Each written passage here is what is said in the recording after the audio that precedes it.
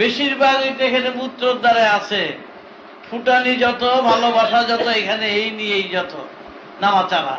আর এর চেয়ে বেশি আর নাড়াচাড়া কিছু নেই। মূত্রর দ্বারাই নাড়াচাড়া করে এখানে যত ভালোবাসা।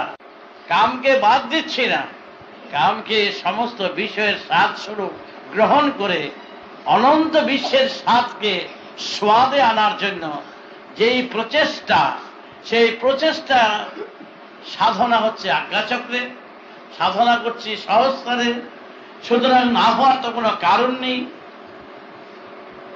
তোমরা সেই সাধনা করছো না, সেই সাধনা যাচ্ছ না, তোমরা হুচুট খাচ্ছ আর বসে বসে আলোচনা সমালোচনা করছো। তাই তোমরা কি করে জানবে, কি করে বুঝবে? তোমরা যেই মন্ত্র দিয়েছি, কানে যে দীক্ষা দিয়েছি, এটা জপ করবে, আজ্ঞাচক্র চিন্তা করবে, চিন্তা করে তোমরা জপ করবে। আর মহাকাশের মহাসার গ্রাম রাম নারায়ণ রাম, এই মহানাম তোমরা কীর্তন করবে সদা সর্বদা। সেই সুরধ্বনির সাথে যুক্ত হয়ে তোমরাও সেই আজ্ঞাচক্র স্মরণ করো। তোমাদের তো সংসার ত্যাগ করতে বলা হয়নি, তোমাদের কাম ত্যাগ করতে বলা হয়নি।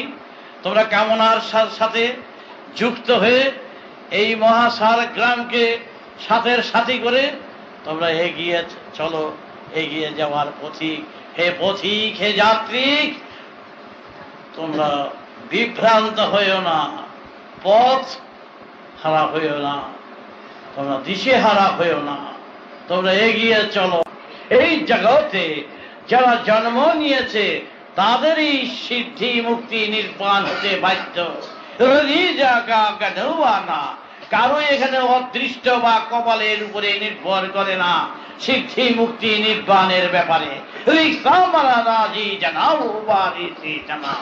এবং প্রত্যেকের হওয়ার জন্যই সৃষ্টি, এবং জীবনযাত্রাটা সেই জন্যই এখানে সৃষ্টি।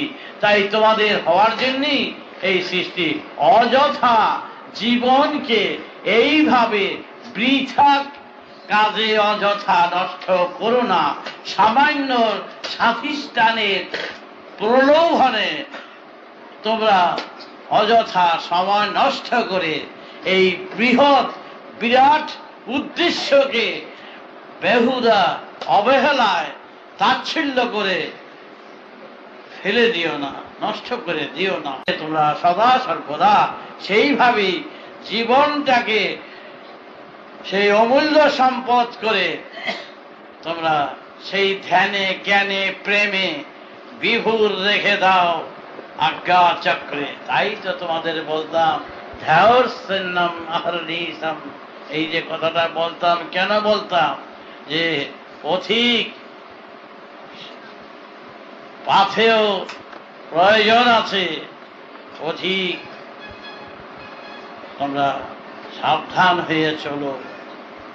তোমাদের ঠাকুর, তোমাদের গুরু তোমাদের প্রতি মুহূর্তে নির্দেশ দিচ্ছেন যে এই পাথেও দিয়ে দিচ্ছেন, এই পাথেও নিয়ে তোমরা সদা সর্বদা ঠিক মতন চলো। তোমরা হারিয়ে ফেলো না তোমাদের সেই অমূল্য বস্তু। জানান এই অমূল্য জীবন যা সৃষ্টি হয়েছে, এক জীবনই যাহা হওয়া উচিত, এক জীবনই যাতে সফল করতে পারো সেই চিন্তাই করো, হতে বাধ্য। সেইভাবেই তোমাদের তৈরি করা হচ্ছে।